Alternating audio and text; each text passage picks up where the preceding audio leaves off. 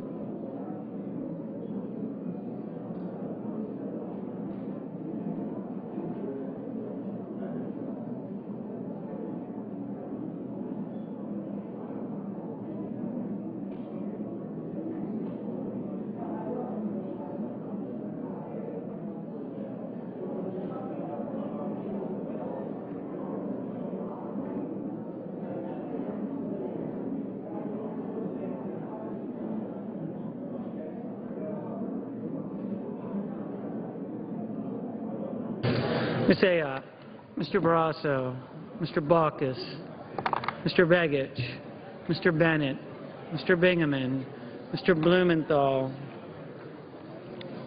Mr. Blunt,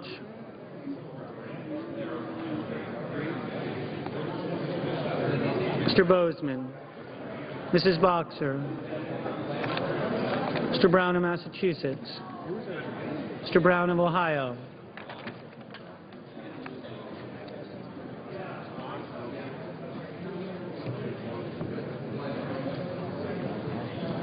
Mr. Burr,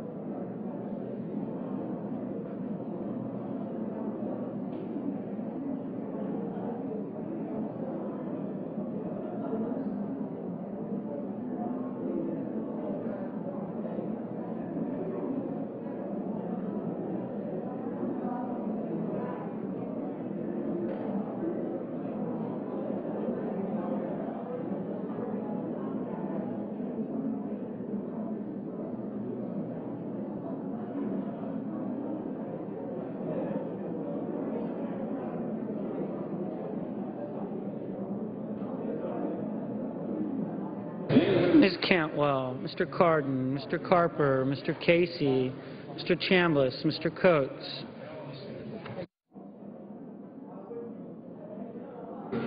Mr. Coburn, Mr. Cochran, Ms. Collins, Mr. Conrad, Mr. Coons, Mr. Corker, Mr. Cornyn, Mr. Crapo, Mr. DeMint, Mr. Durbin, Mr. Enzi,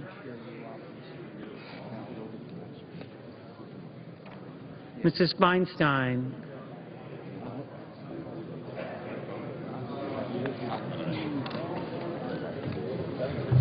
Mr. Franken,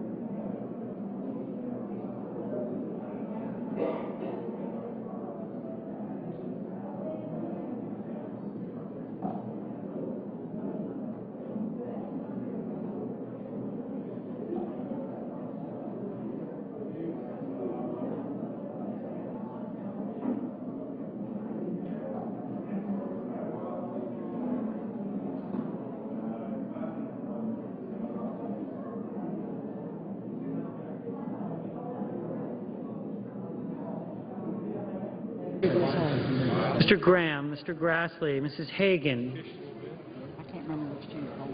Mr. Harkin, Mr. Hatch, Mr. Heller, Mr. Hoven, Mrs. Hutchison,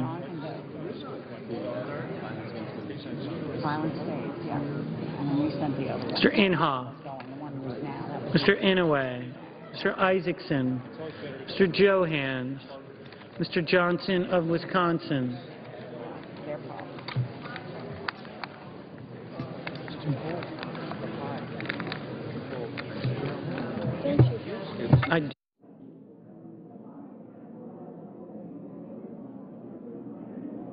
Mr. Johnson of South Dakota, Mr. Kerry, Mr. Kirk, Ms. Klobuchar, Mr. Cole, Mr. Kyle, Ms. Landrieu, Mr. Lautenberg, Mr. Leahy, Mr. Lee,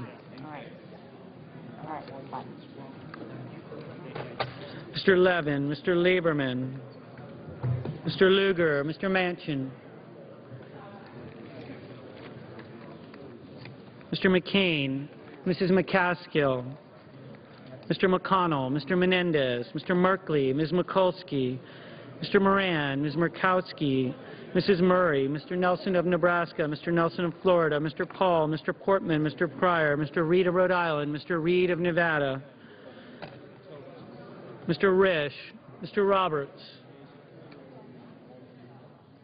Mr. Rockefeller, Mr. Rubio, Mr. Sanders, Mr. Schumer, Mr. Sessions, Mrs. Shaheen, Mr. Shelby, Ms. Snow, Ms. Stabenow,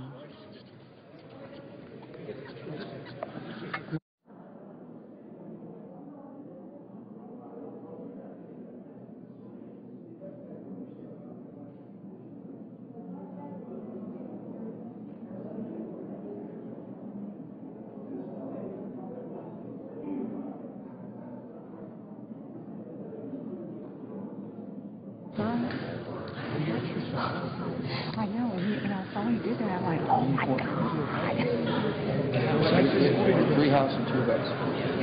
Mr. Chester, Mr. Thune, Mr. Toomey, Mr. Udall of Colorado, Mr. Udall of New Mexico, Mr. Vitter, Mr. Warner, Mr. Webb, Mr. Whitehouse.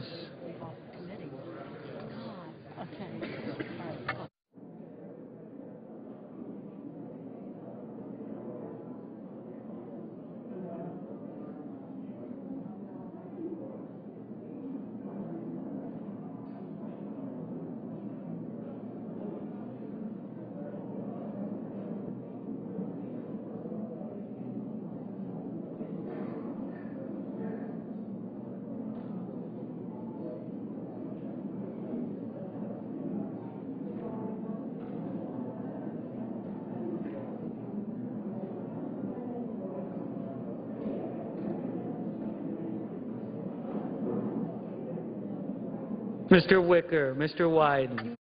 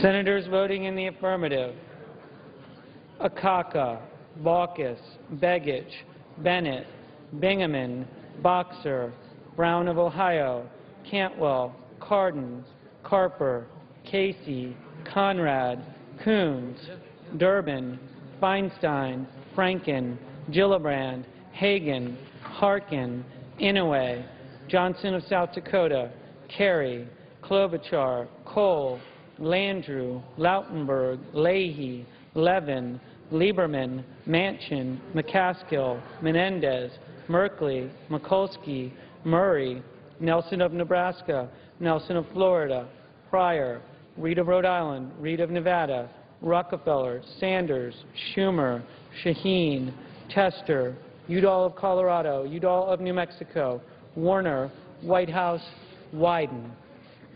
Senators voting in the negative: Alexander, Ayotte, Barrasso, Blunt, Bozeman, Brown of Massachusetts, Burr, Chambliss, Coates, Coburn, Cochran, Collins, Corker, Cornyn, Crapo, Dement, Graham, Grassley, Hatch, Heller, Hoven, Inhofe, Isaacson, Johans, Johnson of Wisconsin, Lee, Lugar, McCain, McConnell, Moran, Murkowski, Paul, Hortman, Risch, Rubio, Sessions, Shelby, Thune, Toomey, Vitter, Webb, Wicker.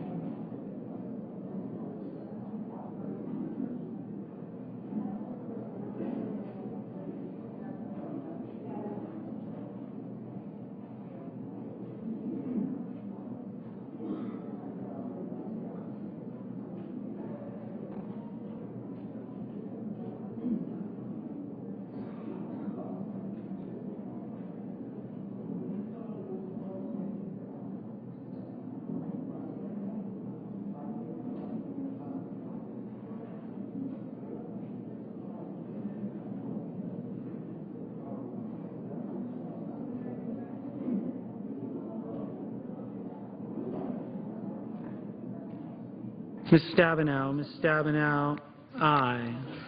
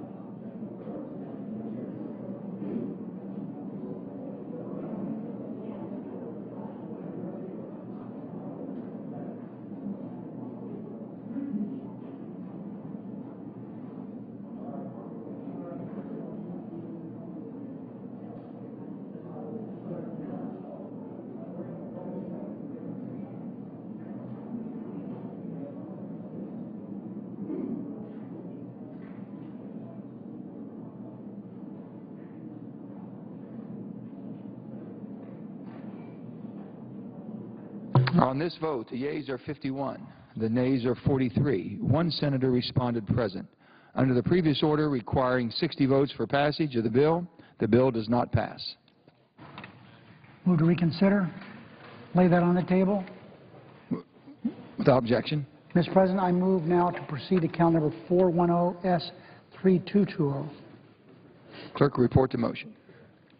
Motion to proceed to calendar number 410S3220, a bill to amend the Fair Labor Standards Act of 1938 to provide more effective remedies to victims of discrimination in the payment of wages on the basis of sex and for other purposes. Mr. President, I have a cloture petition at the desk. Clerk will report the motion. Cloture motion. We, the undersigned senators, in accordance with provisions of Rule 22 of the Standing Rules of the Senate, hereby move to bring to a close the debate on the motion to proceed to calendar number 410S3220, a bill to amend the Fair Labor Standards Act of 1938, and so forth and for other purposes, signed by 18 senators as follows: Mikulski, Reed of Nevada, Cantwell, Murray, Lautenberg, Bingaman, Whitehouse, Kerry, Conrad, Shaheen, Sanders, Udall of New Mexico, Klobuchar, Levin, Warner, Pryor, Reed of Rhode Island, and Gillibrand. Mr. President, I ask unanimous consent the mandatory quorum under Rule 22 be waived and the vote on the motion to invoke cloture on the motion to proceed to S3220 occur at 2:15 p.m. on Tuesday, June 5th. Without objection. Mr. President, we're going to arrange a vote Monday night on one of the members who's trying to become a judge. One of the nominees, I should say. That's it. No, do we go to morning business?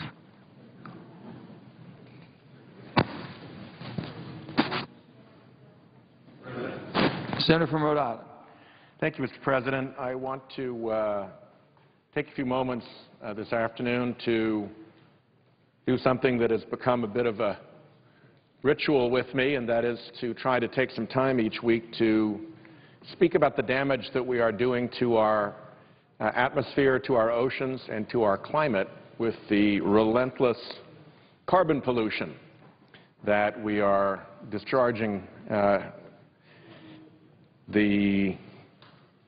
As each week goes by, the information continues to pile up about the harms that we're causing. A recent story says that rising temperatures could eliminate 2/3 of California's snowpack by the end of this century. The snowpack that helps provide water for California cities and farms could shrink by 2/3 because of climate change, according to new research submitted to the state's Energy Commission. Higher temperatures appear likely to wipe out 1/3 of the Golden State snowpack by 2050 and 2/3 by the end of the century, the Scripps Institution of Oceanography found. Science Daily reports that black carbon aerosols and tropospheric ozone, both human-made pollutants, emitted predominantly in the northern hemisphere's low to mid-latitudes, that's basically us, are most likely pushing the boundary of the tropics further poleward, north and south. New research by a team of scientists shows. The lead climatologist, Robert J. Allen, says if the tropics are moving poleward, then the subtropics will become even drier. If a poleward displacement of the mid-latitude storm tracks also occurs, this will shift mid-latitude precipitation poleward, impacting regional agriculture, economy, and society. The American people have not been taken in by the campaign of propaganda that primarily the polluting industries have put out.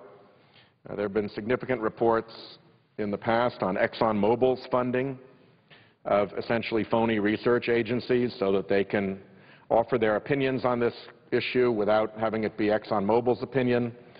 They either create or take over or subsidize organizations that then put out the message, and they sound legit.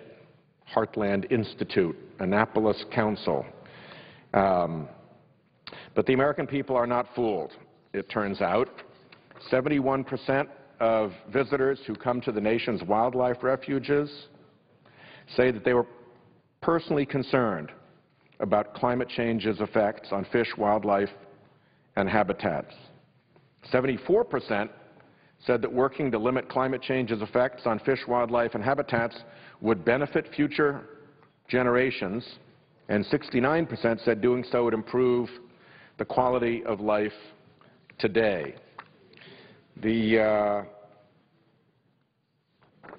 One of the original researchers on climate change, I quoted an article earlier describing how over time the facts have proven his initial predictions accurate, is James Hansen. He wrote an article just a few weeks ago in the New York Times, headlined "Game Over for the Climate." It begins with these two sentences: global warming isn't a prediction, it is happening. And clearly we see that in measurements and observations around the planet. But what happens if it keeps going? He's talking about the tar sands up in Canada.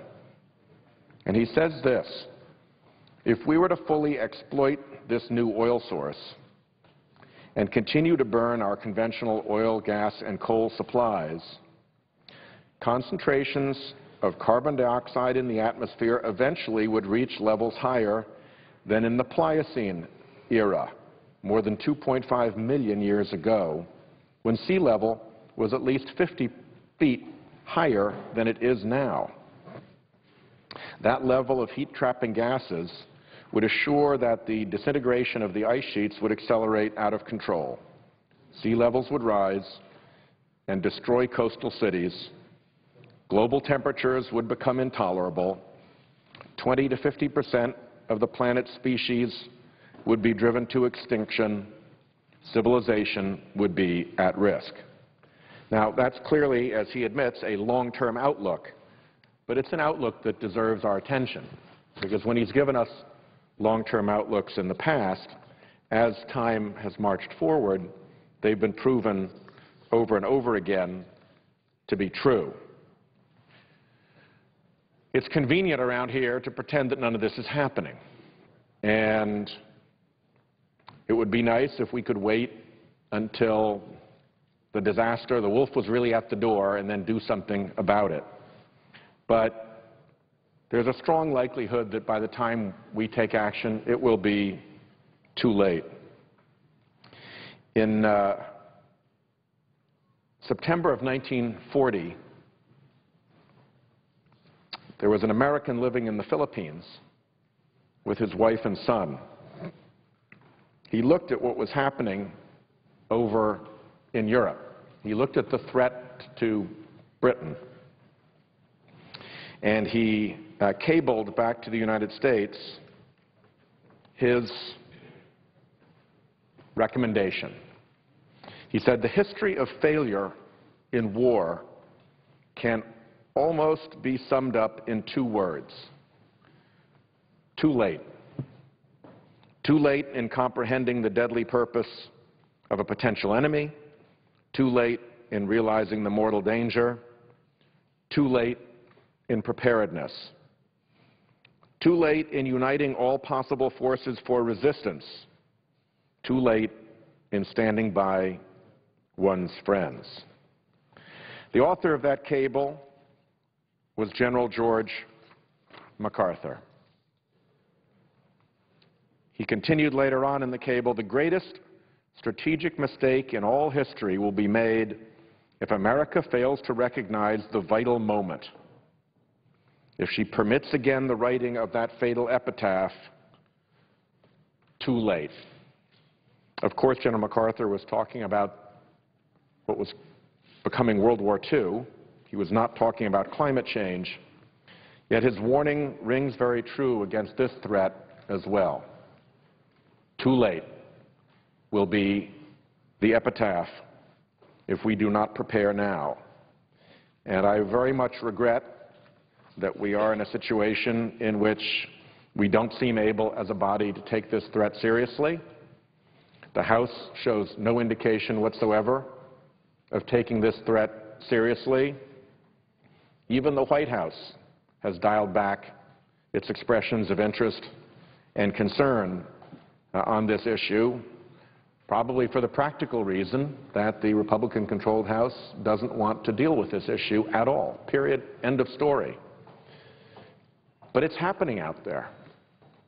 It's happening out there. People see the dying forests of the West as the pine bark beetle works its way more and more north because winters are no longer cold enough to kill off the larvae. People see the habitat of quail, of trout, of pheasant, of game animals change in their lifetimes. They see the places where they used to be able to go to fish with their grandchildren, no longer available. Farmers see changes, gardeners see changes. Plants that could no longer grow in certain zones, now they can. Tropical plants can grow in northern areas because it changes. In Rhode Island, we have had winter blooms of some of our fruit trees because it has gotten so warm. My wife did her dissertation on a species called the winter flounder. It was a very significant cash crop for the Rhode Island fishing industry. So it was not very long ago. And she wrote her dissertation about it because it was such an important part of the Rhode Island fishing industry, and because it had an interesting connection with a shrimp, Crangon septem spinosa, in which one fed on the other until it got big enough, and then the predatory cycle reversed itself, and the winter flounder began to eat the shrimp instead of vice versa. Well, landings of winter flounder in Rhode Island have crashed catastrophically. The reason? The mean winter water temperature of Narragansett Bay is about up 4 degrees, and that's enough of an ecosystem shift that the winter flounder is gone. Fishermen now catch scup instead, which is a far less remunerative crop and, frankly, not as good a fish to eat, in my opinion anyway. So these changes are really happening, and it is regrettable that we are unable to address them. The science has been discredited by propaganda campaigns that are deliberately and strategically designed to create doubt in the minds of the public where no doubt should exist. The fact of the matter is that this science is rock solid. The notion that when you put lots of carbon dioxide up into the atmosphere, it warms the atmosphere has been around since the Civil War. The scientist who discovered it was an English-Irish scientist named John Tyndall. He first reported this phenomenon in 1863. 150 years we've known this. This is nothing new. We can measure the gigatons of carbon that we're discharging into the atmosphere. Of course it's going to make a difference. The notion that it doesn't has been a public relations and propaganda campaign by well-heeled special interests to protect pollution because it makes money for those companies. But the damage that it's doing to our future, it's very hard, I think, to honestly look my children in the eye and saying that I'm doing my job for them here in Washington while we do nothing on carbon pollution. In fact, we continue to subsidize the biggest polluters. ExxonMobil makes more money than any corporation has in the history of the world, and they still claim a subsidy from the American taxpayer. It is a ridiculous subsidy, and yet we subsidize them. So I see that the very distinguished chairman of the Health, Education, Labor, and Pensions Committee is here on the floor, and I want to conclude my remarks and thank him for the amazing work that he and the ranking member, Michael Enzi, did on the FDA bill that we just passed with such a strong vote, virtually a unanimous vote, and a lot of very, very good work that was done there. So that proves that there are areas where we can do good work. I hope that the day comes when we can begin to do good work on the damage that we're doing to our atmosphere and to our oceans with our relentless discharge of carbon dioxide into the atmosphere, with our relentless subsidy of the polluters. One day we will be called to account for our inaction, and we will have earned the condemnation of history. I yield the floor. Mr. President, I want to thank my friend from Rhode Island for, I think, a very eloquent speech, elegant speech too, eloquent and elegant, in portraying what is so frustrating, and that is science knows what's happening. The scientists know what's happening. We have good data points about what's happening to our climate, our atmosphere, our oceans, and yet we just seem that we just can't do anything about it. I say to my friend from Rhode Island, I think I was reading recently in a Scientific American magazine that I love to read every month, that in terms of this whole global climate change, what's happening, that by the time we really recognize it happening, that is broadly, not just the scientists and others who really do know what's happening, by the time it is broadly accepted, it'll be too late, that we will have reached that tipping point. But the evidence is there for all really to see, and it's a shame that we can't do something about it.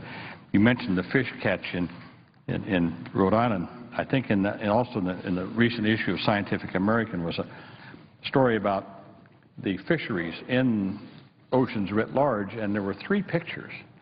One was a picture taken on a pier in Key West in the 1950s, showing the size of the fish that were caught. Big. I think average weight was like 30-some pounds.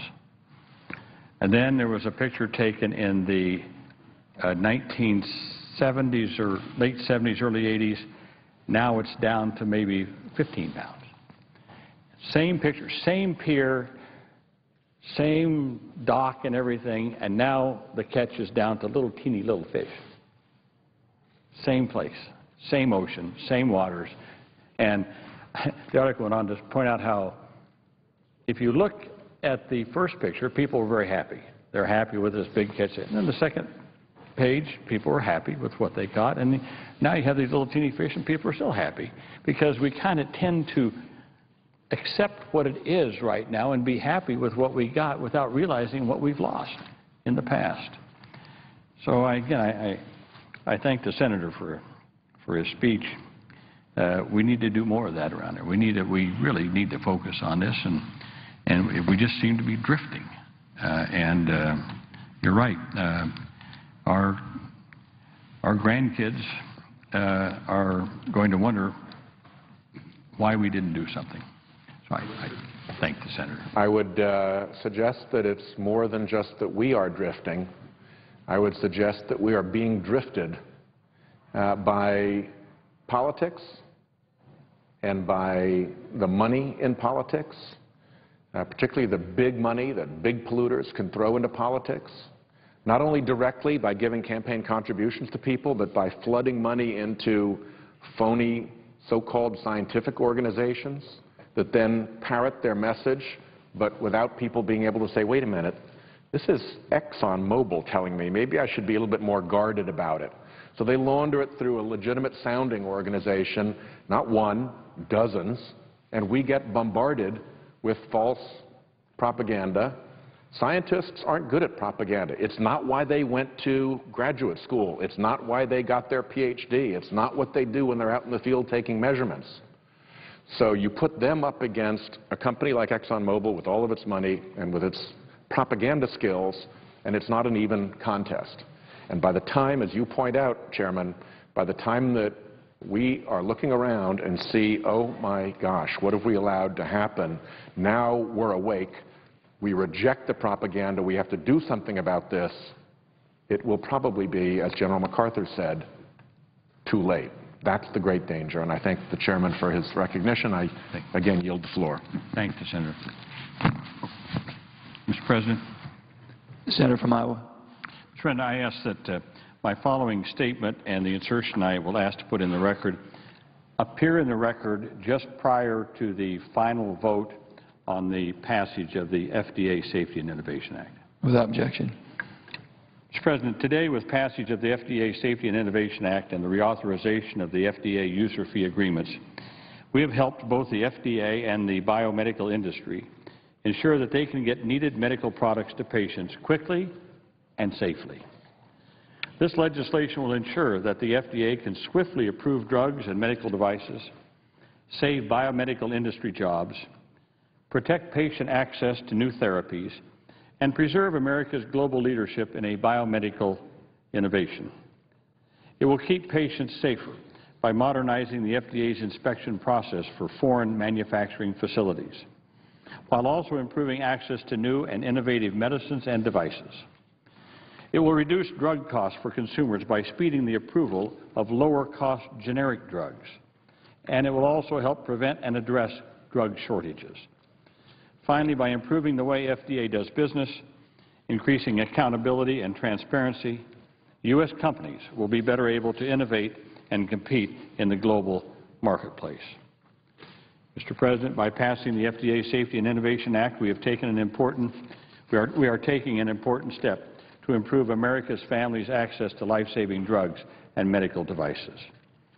As I have said throughout this debate, the bipartisan process that produced this excellent bill has been quite remarkable. I have worked closely with my colleagues on both sides of the aisle, as well as industry stakeholders, patient groups, and consumer groups, to solicit ideas and improvements on the critical provisions in this bill. We have a better product thanks to everyone's input. I would like to extend a special thank you to my colleague, Ranking Member Enzi.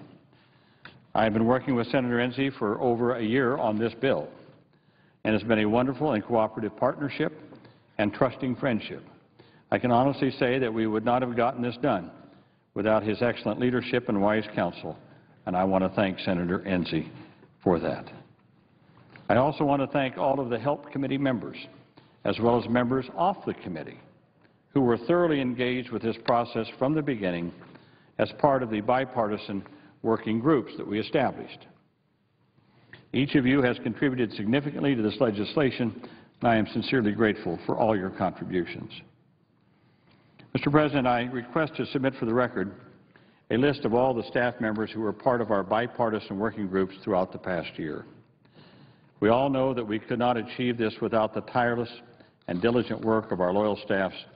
I want to extend my deep appreciation for their hard work and extraordinary efforts, and I ask that that list be included in the record. Without objection. But on that note, I want to specifically thank the staff of Ranking Member Enzi's office. I want to thank Frank Macarola, Chuck Clapton, Keith Flanagan, Melissa Pfaff, Grace Stuntz, Katie Spangler, and Riley Swinehart.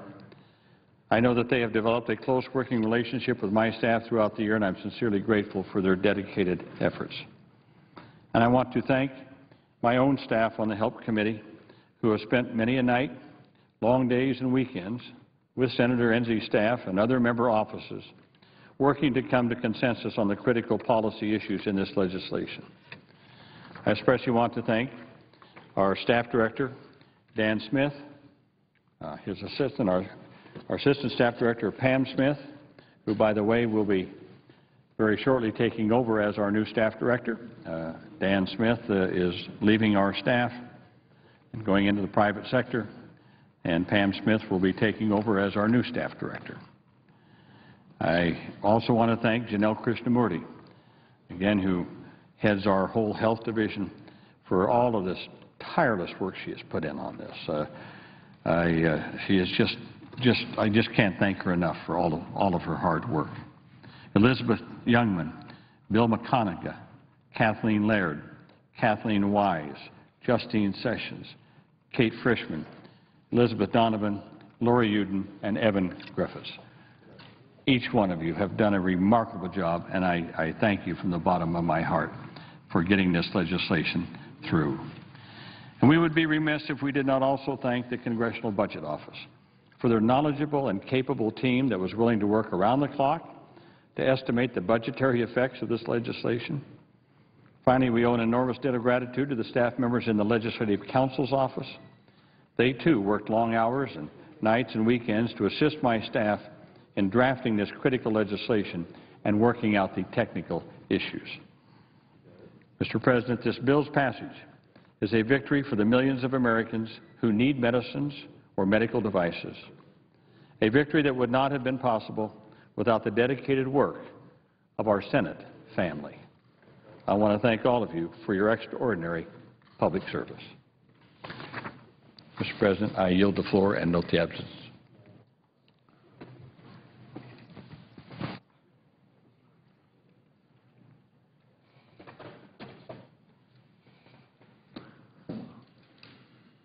Mr. President, Senator from South Dakota. I ask unanimous consent that the quorum call be dispensed with.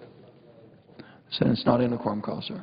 Mr. President, I would ask unanimous consent that I be allowed to speak as if in morning business. Without objection. Mr. President, I rise today to recognize a former member of this body and my longtime friend and mentor, Senator Jim Abner of South Dakota. Senator Abner passed away last Wednesday, May 16, 2012, in South Dakota in the company of friends and family. We are both products of the dusty shortgrass country just west of the Missouri River on the plains of central South Dakota.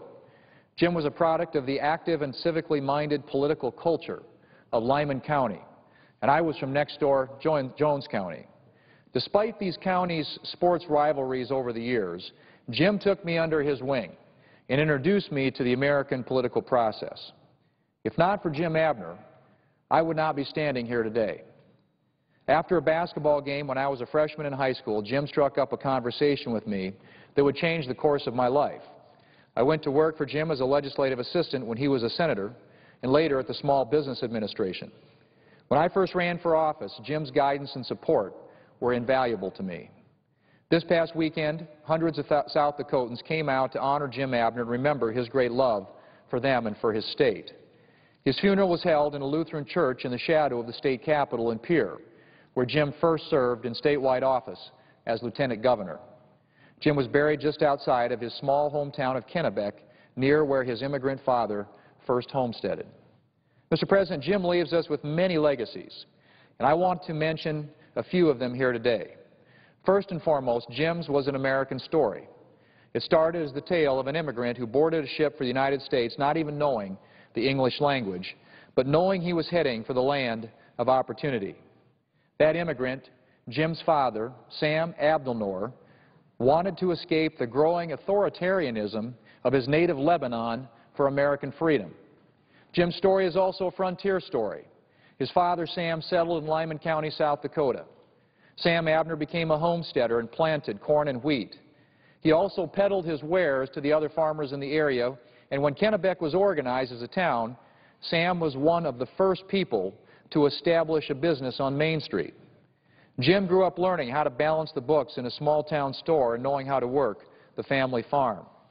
He learned financial responsibility and hard work and how one can climb the ladder of success in America. Jim's story is also a story of the land and of farming. Some of us who knew Jim through politics may forget that before he was elected to Congress, Jim had owned and run the family farm for 3 decades. Jim was very proud of the fact that he was good at representing South Dakota agriculture because he was an active farmer who did the planting and hauled his grain to the elevator in the fall. When he was in Congress, South Dakota was ranked as the most agricultural state in the nation, and Jim was the first farmer elected to Congress from South Dakota. Jim was proud of that correlation, and he never forgot his farming roots. During the 1970s, when people were organizing sit-ins and teach-ins and other types of protests, Jim helped organize a beef-in. He brought 100 West River ranchers to Washington, D.C. to talk about farm issues. They set up pens of cattle on the Washington Mall and met with agricultural officials. Jim didn't rest until these ranchers had their voices heard. Jim's story is also about water. We all live comfortably now with running water and hot showers, but that's not how Jim grew up. He grew up on his family's windy, dryland farm in Lyman County. He lived through the droughts of the 1930s. He understood the importance of water. He never stopped working on the issues of water access, including being a champion of the Webb Water Project in Walworth, Edmonds, and Brown counties in north-central South Dakota that began in 1983. The question of water was never far from Jim's mind, and I think it had something to do with his heritage. That's certainly true of his Lyman County roots, which is where the humid Midwest begins to turn into the arid high plains, but also of his roots in Lebanon, where water is also scarce. His family's home village of Ain Arab was founded because it was a watering hole. Ain Arab literally means spring or well. More specifically, it means spring of the Arab.